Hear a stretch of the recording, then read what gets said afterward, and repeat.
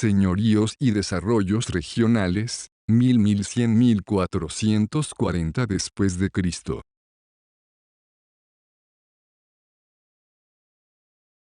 Territorialidad andina. A diferencia de Mesoamérica, donde hubo una interrelación constante entre culturas del altiplano con las cálidas y exuberantes del este, la inmensidad del espacio en los Andes hace que esta frontera ecológico-cultural sea más marcada. En los Andes es más fluida la articulación de tierras entre altiplano, valles, costa y en menor medida los llanos orientales. Las tierras bajas del este del territorio boliviano, más que otras zonas, desarrollaron procesos independientes que serán tratados por separado en el capítulo correspondiente. En el ámbito social y económico, a lo largo de los siglos se fue constituyendo un sistema de control del espacio que estaba vigente cuando llegaron los españoles, cuyas principales características son la apropiación y explotación del territorio en forma vertical y su organización de manera salpicada, segmentada y jerárquica.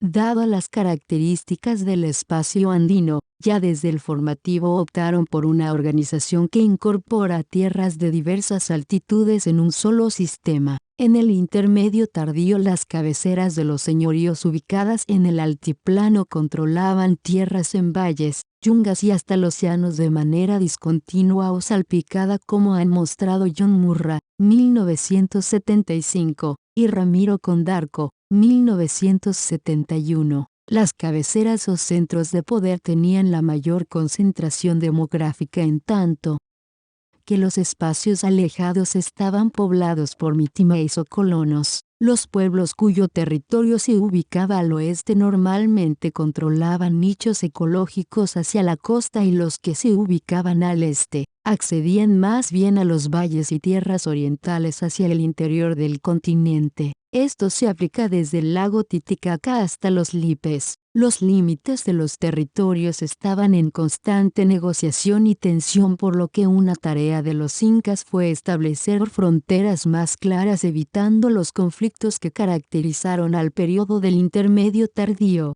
Con la llamada Pax Incaica se permitió el acceso a nuevos nichos ecológicos, ampliándose el sistema de mitimaes, que cambió su carácter y fue utilizado con fines rituales, políticos e incluso militares. Si el territorio incluía posesiones colectivas en distintas ecologías de manera salpicada, existió de manera paralela una tendencia a ocupar el territorio nuclear del altiplano de manera dispersa pero organizada en pequeños poblados o estancias. Entonces la gente tenía más de una residencia que se ocupaba según los momentos del año. Esto ocurría especialmente entre los pueblos pastores, que debían llevar su ganado de una estancia a otra según la época del año. Una intensa movilidad, entonces, caracterizó a los pueblos del altiplano. La movilidad de los urus fue distinta, cambiando de lugar siguiendo siempre a los recursos lacustres. El aporte de Teris Bouisse, 1987, fue fundamental para comprender que el eje acuático que cruza el altiplano de norte a sur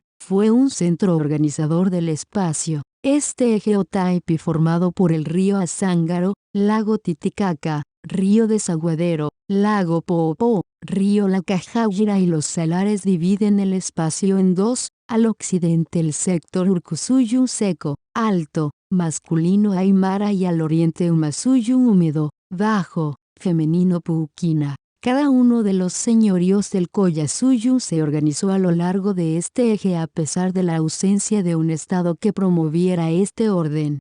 Todavía está en debate si esta división se extendió hacia el sureste. En la organización interna, los pueblos volvían a dividirse en segmentos o parcialidades llamadas por lo general Anansaya y Urinsaya, y luego en Ayus, cada uno de los cuales tenía un nombre propio. Este sistema de organización de población en segmentos Una variante de esta organización son las marcas, pues en ciertos casos, el señorío podía dividirse primero en marcas y luego recién estas en Urinsaya Anansaya. La marca es un concepto que implica la articulación de una cantidad variable de asentamientos, estancias o ranchos dispersos. Se dividían internamente en Anansaya y Urinsaya, utilizando a veces otras denominaciones locales, como Alasaya y Mancasaya, o Samancha y Urabi, pero siendo el concepto el mismo. Esa fue la situación, por ejemplo, de los Lupaca y los Carangas. La división en Ulco, Uma y Ananurin ha llevado a que se sostenga que la organización del espacio fue siempre dual. Sin embargo, en tiempos prehispánicos frecuentemente se encuentran tres segmentos. Por ejemplo, los Huancas se dividían en tres: Ananhuanca, Urinhuanca y Atunjauja, y los Charcas, que estaban divididos en Zacaca y Chayanta,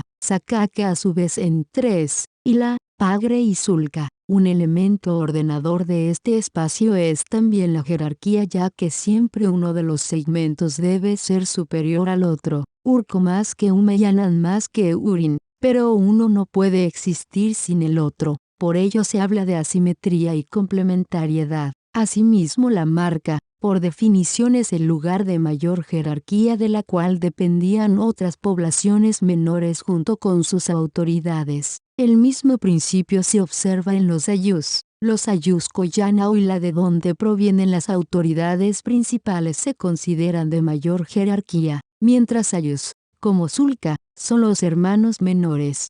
La información etnohistórica, que se basa en crónicas y documentos coloniales, recoge la situación de estos señoríos bajo el dominio inca, cuando se transformaron en provincias del Tavantinsuyo. Entonces, en las interpretaciones hay una constante tensión entre lo que habría sido pre-inca y lo que habría sido producto de reagrupaciones realizadas por los incas para su mejor administración y gobierno. Una provincia inca tenía territorio y autoridades bien establecidas, requería que su población no fuera menor a 5.000 unidades domésticas ni mayor a 20.000. Por ello, por lo general no formaron unidades monoétnicas, y en muchos casos, como entre los Lupaca, Pacaje o Carangas, estaban conformados por Aymaras y Urus, y en otros, como los Soras, estaban formados por Soras, Casayas y Urus.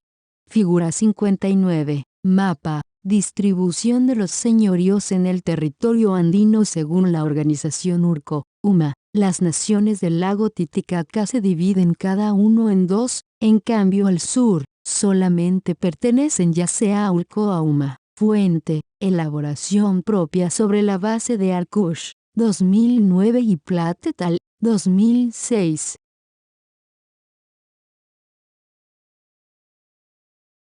Figura 60. Distribución de los señoríos según sectores Urco-Uma. Fuente. Elaboración propia en base a Boise, 1987, y documentos de archivo.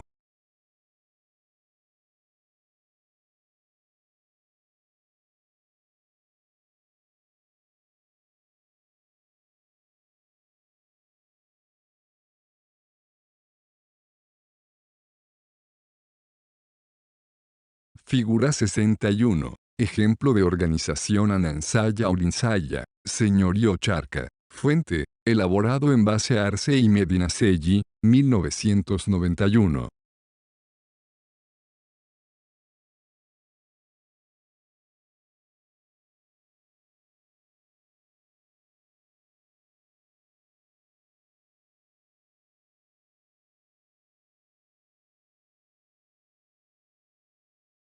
Figura 62. Ejemplo de organización en marcas. Fuente. Elaboración propia en base a 10 de San Miguel, 1964, 1567.